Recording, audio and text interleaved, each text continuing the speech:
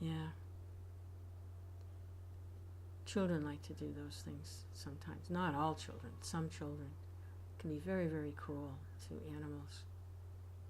I don't know. I've seen it, maybe. I'm sure others have seen it also. Some of the children are very cruel to the animals. You know, like frogs, do things to them, cause pain. Very sad to see. Someone who knows better, knows this is wrong. It's very painful to see. Very painful.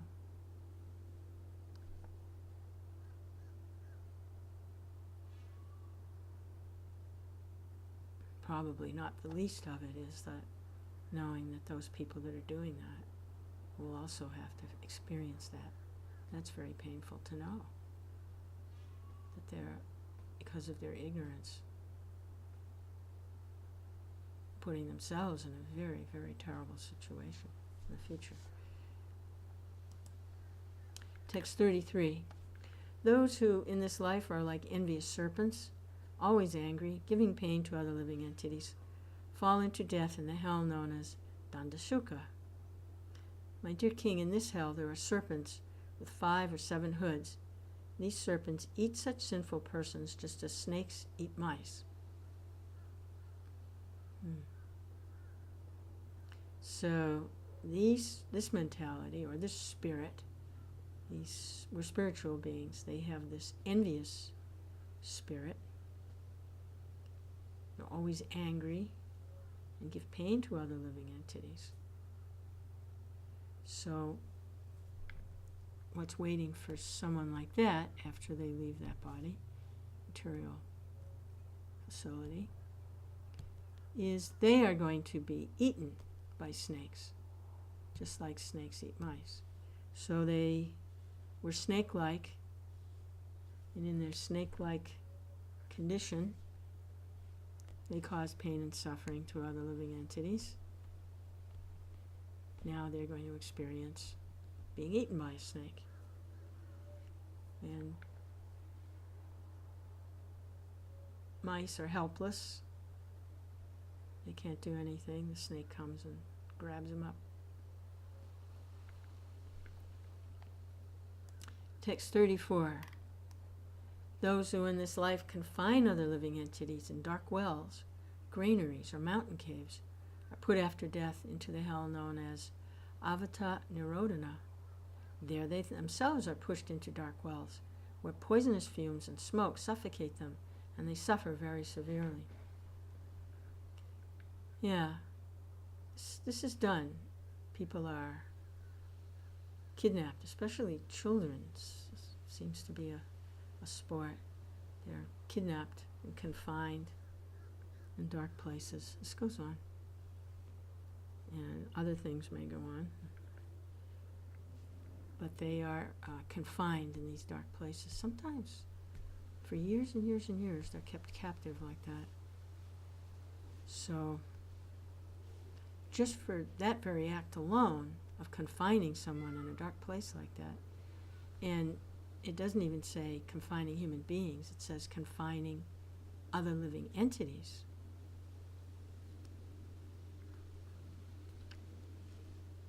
Then that person who does that kind of thing has to experience that confinement themselves, and the extra added embellishment of poisonous fumes and smoke. So they suffocate, and in the meantime they suffer very severely. Hey, 35, text 35. A householder who receives guests or visitors with cruel glances, as if to burn them to ashes, is put into the hell called Parvivartana, where he is gazed at by hard-eyed vultures, herons, crows, and similar birds, which suddenly swoop down and pluck out his eyes with great force. It looks like Krishna doesn't like these kinds of behaviors. Their material world, he offers the facility for living entities to behave whatever way they wish. But Krishna doesn't wish for this behavior. So there is a set of rewards and punishments. If you choose to behave like that, you go ahead and behave like that.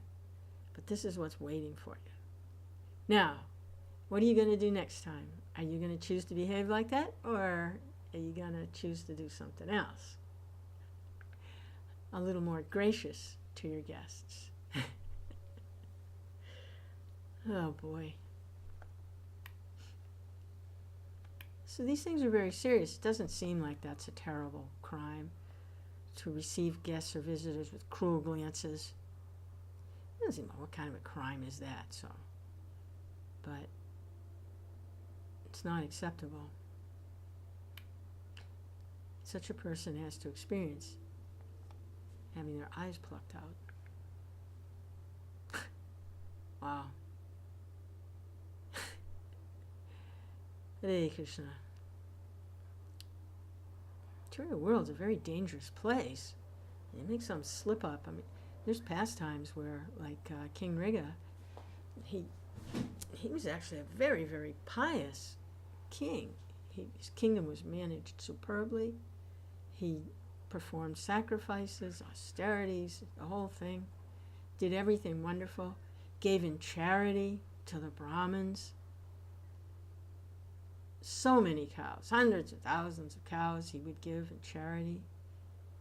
And it so happened that one cow wandered from one Brahmin's herd into another Brahmin's herd, and the Brahmins began to fight over whose cow it was.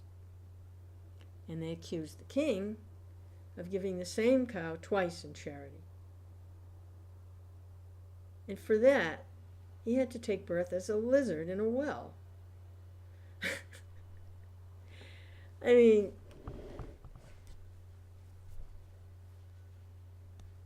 I hope all the perfectionists out there hear this kind of stuff and get it, that the perfection isn't in the performance. The perfection is in the surrender and the devotion to the Lord. It's actually not possible to perform everything perfectly in the material world.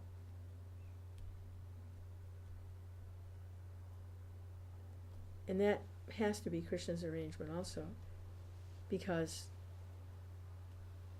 in order to completely transcend the material world, you have to surrender to Krishna. And if there was a way to reach the spiritual world by simply surrendering to ritualistic activities or performance or sacrifices without surrender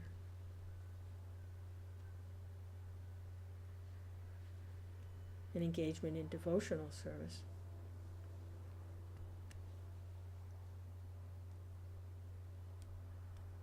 then what would that be?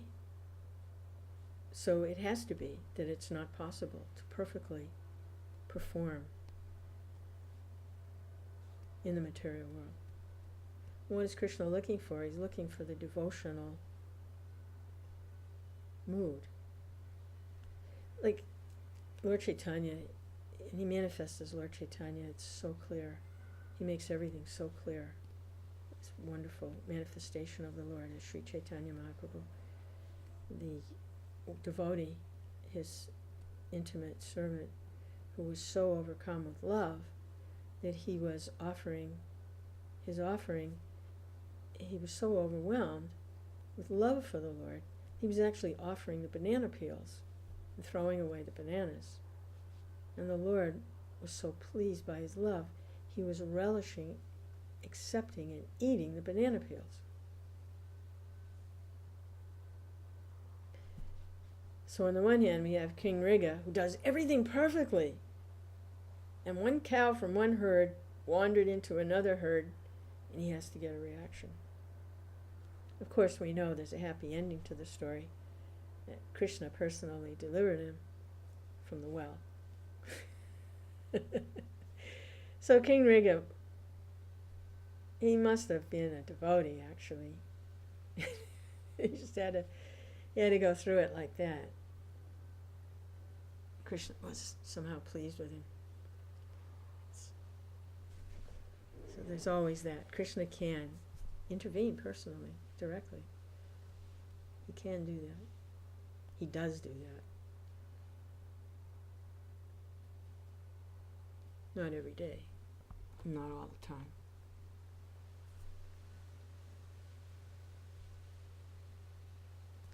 Approaching his pure devotees and his representatives. That does the trick just as well. They're non-different from Krishna. They're empowered by Krishna. So to just wait for Krishna to personally come and take someone home,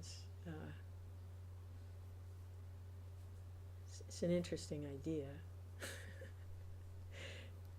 But it's not necessary. Simply come in contact with his pure devotee and hear a message of Godhead from them. Engage in their service. It's a done deal.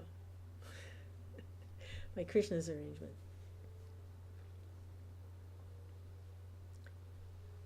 There's that funny little story. I like it. The Christians tell it a lot. About the man who was caught in a flood. And he had to go to the top of his house, the roof of his house. All of his neighbors were on the roofs of their houses too. And they were waiting to be rescued. Well, this man, he wanted to be rescued by God. He was praying to God, God, please, please save me, please rescue me. So there was a boat that came by, and the people in the boat said, hey, come on, get in the boat. We'll take you to safety. Come on. And the man said, no, no, no. And they said, come on, come on. He said, no, no. And he kept praying to God, God, please rescue me. Then a helicopter came. And there's whirling above. They're lowering the rope down and taking people off of their roofs. And they go over his roof, and he's standing there. He's praying. And he said, come on, here, grab the rope. We'll pull you in, take you to safety. And he says, no. I'm praying to God. God is going to rescue me. And then another boat came. Same thing. No, I'm God. So the waters came higher and higher and higher, and he drowned. So he's in the presence of the Lord, and he has this doubt. He says, Lord, I was praying, I was waiting for you. Why didn't you help me? I was praying for you. And the Lord says, what do you mean? 3 times I sent help and you didn't take it. I sent a boat, then I sent a helicopter, then I sent another boat, and you wouldn't take it. You wouldn't take the help. It's a cute story. But it illustrates the representative of the Lord is there.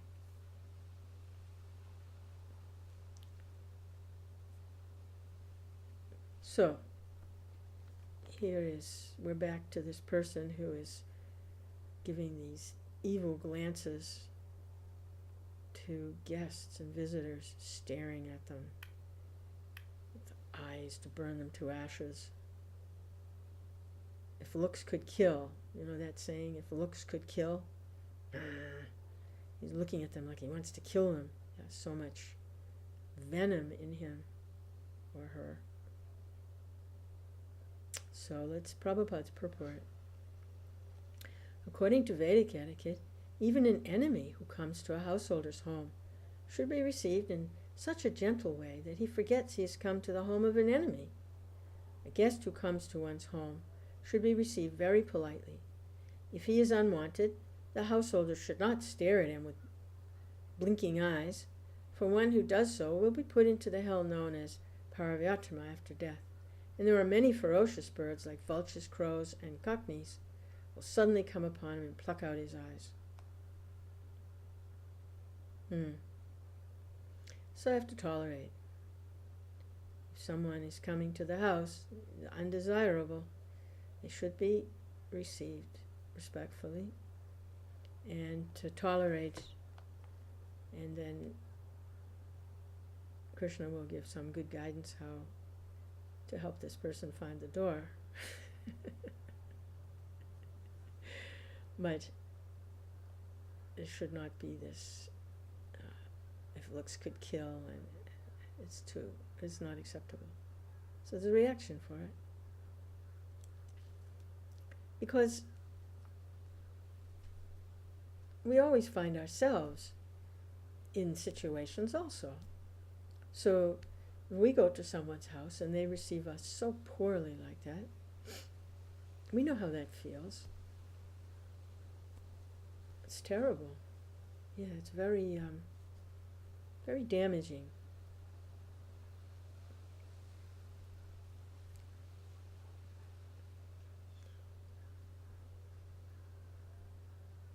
I think the saying, Jesus has the saying, you have to go to the house and they do not receive you nicely, and you should leave and shake the dust from that place, from your feet. Shake it. Make it, shake the dust. Don't take it with you.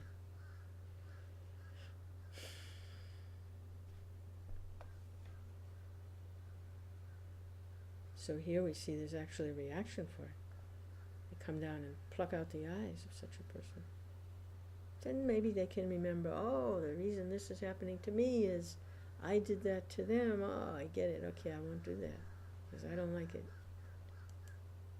Text 36.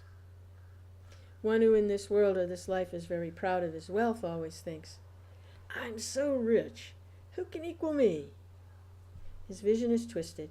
He's always afraid someone will take his wealth. Indeed, he even suspects his superiors.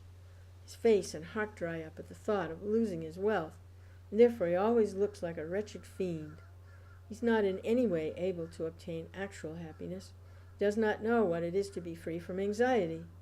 Because of the sinful things he does to earn money, augment his wealth and protect it, he's put into the hell called Suchimukha, where the officials of Yamaraj punish him by stitching thread through his entire body like weavers manufacturing cloth. Wow.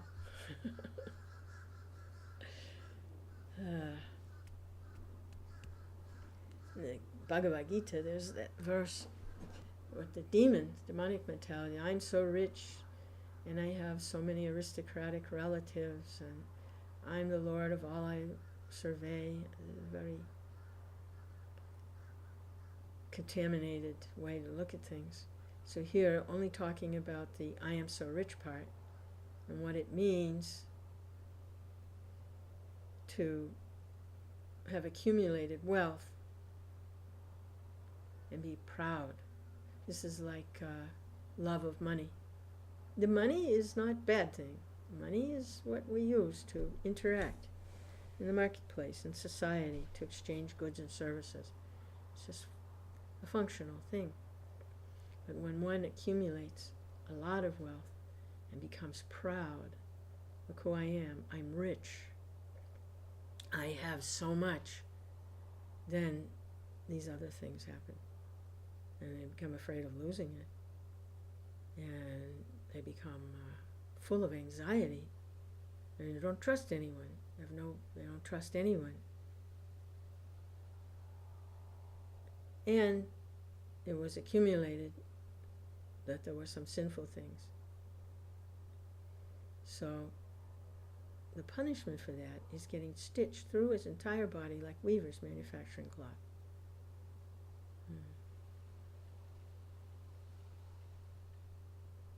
Wow. Try to see how that relates to this undesirable activity. Well, in order to accumulate the wealth, there has to be so much plotting and planning. It's like sewing something, weaving something, plotting and scheming, and it's like weaving. It's like creating a fabric. It can be seen like that.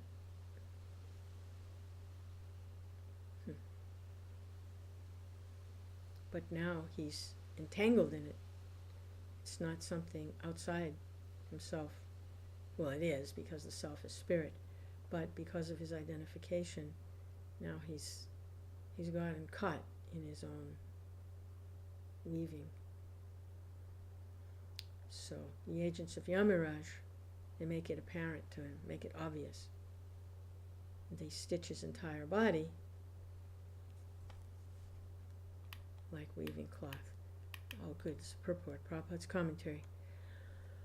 When one possesses more wealth than necessary, he certainly becomes very proud, and this is the situation of men in modern civilization. According to the Vedic culture, Brahmins do not possess anything. Kshatriyas possess riches, but only for performing sacrifices and other noble activities as prescribed in Vedic injunctions. A Vaishya also earns money honestly through agriculture, cow protection, and some trade. If a Sudra gets money, however, he'll spend it lavishly without discrimination, or simply accumulate it for no purpose. Because in this age there are no qualified Brahmins, Kshatriyas, or Vaishyas, almost everyone is a Sudra, Kalo Sudra Sambhava. Therefore, the Sudra mentality is causing great harm to modern civilization. A Sudra does not know how to use money to render transcendental loving service to the Lord. Money is also called Lakshmi, and Lakshmi is always engaged in the service of Narayan. Wherever there is money, it must be engaged in the service of Lord Narayan. Everyone should use his money to spread the great transcendental movement of Krishna consciousness. If one does not spend money for this purpose, but accumulates more than necessary, he will certainly become proud of the money he illegally possesses. The money actually belongs to Krishna, who says in Bhagavad Gita, Oktaram Yagnatapasam Sarvaloka Maheshmaram. I am the true enjoyer of sacrifices and penances. I am the owner of all the planets. Therefore nothing belongs to anyone but Krishna. One who possesses more money than he needs should spend it for Krishna. Unless one does so, he will become puffed up because of his false possessions, and therefore he will be punished in the next life as described herein. All right, so there it is.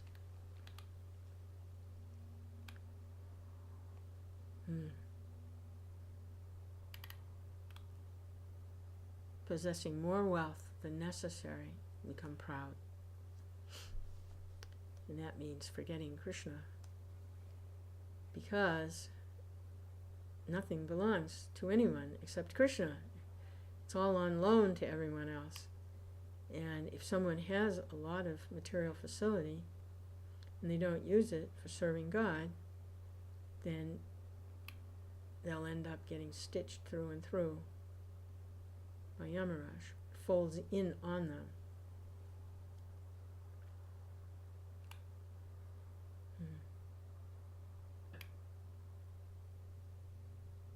So it is the Sudra mentality. They accumulate money without using it for any purpose, or they just splurge, buy all sorts of silly things. So there it is. Money is actually a manifestation of the goddess of fortune, and she is always meant for serving Krishna, or Narayan, Lakshmi Narayan. So the best way to do it is to use it for spreading the transcendental movement of Lord Sri Krishna Chaitanya.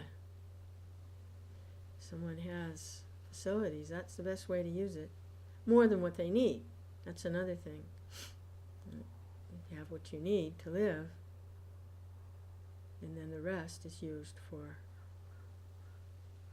glorifying Krishna. Perfect.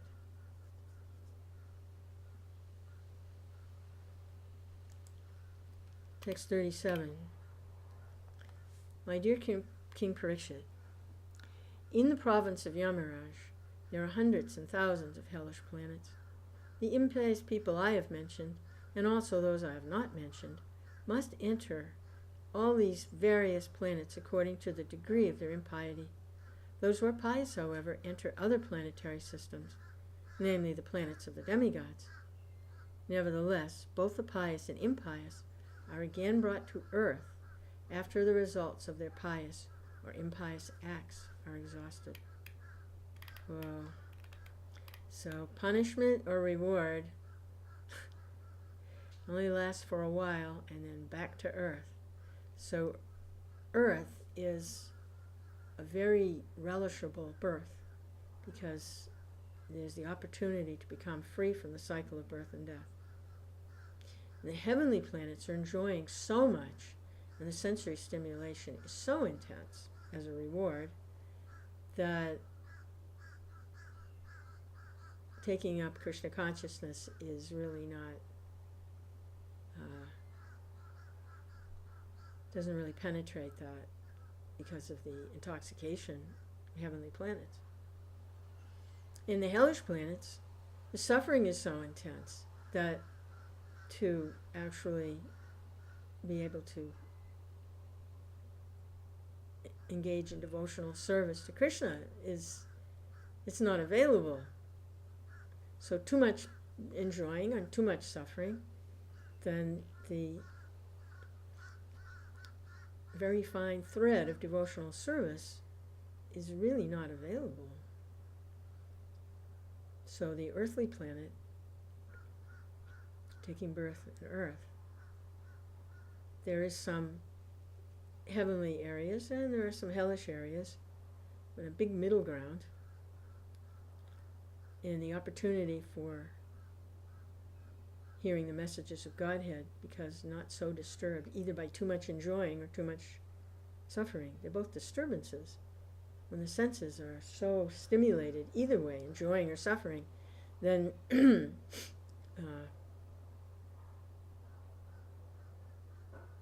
shanti, or the peaceful state, meditative state, is really not available because of all the sensory stimulation. So, Prabhupada's commentary. This corresponds to the beginning of Lord Krishna's instructions in Bhagavad Gita. Tata dehantara prapti. Within this material world, one is simply meant to change from one body to another in different planetary systems. Urdhva gachanti sattvasta. Those in the mode of goodness are elevated to the heavenly planets. Ado gachanti tamasa. Similarly, those two engrossed in ignorance enter the hellish planetary systems. Both of them, however, are subjected to the repetition of birth and death. In Bhagavad Gita, it's stated that even one who is very pious returns to earth after his enjoyment in the higher planetary systems is over. Shine punye marchilokam vishanti. Therefore, going from one planet to another does not solve the problems of life. Problems of life will only be solved when we no longer have to accept a material body. This can be possible if one simply becomes Krishna conscious. As Krishna says in Bhagavad Gita, Janma karma cha me divyam evam yo beti tatvata taktva dehan puna janma naitima meti sarjuna. One who knows transcendental nature of my appearance and activities does not, upon leaving the body, take his birth again in this material world, but attains my eternal abode, O Arjuna. This is the perfection of life and the real solution to life's problems. We should not be eager to go to the higher heavenly planetary systems, nor should we act in such a way that we have to go to the hellish planets. The complete purpose of this material world will be fulfilled when we resume our spiritual identities, go back home, back to Godhead. The very simple method for doing this is prescribed by the Supreme Personality of Godhead. Sarvadhamam parityajya mamekam saranam praja. One should be neither pious nor impious. One should be a devotee and surrender to the lotus feet of Krishna. The surrendering process is also very easy. Even a child can perform it. Manmana bhava mad bhakto madhyachimam namaskaru. One must always simply think of Krishna by chanting Hare Krishna, Hare Krishna, Krishna Krishna, Hare Hare, Hare Rama, Hare Rama, Rama Rama, Hare Hare. One should become Krishna's devotee, worship him, offer obeisances to him. Thus, one should engage in all activities of his life in the service of Lord Krishna.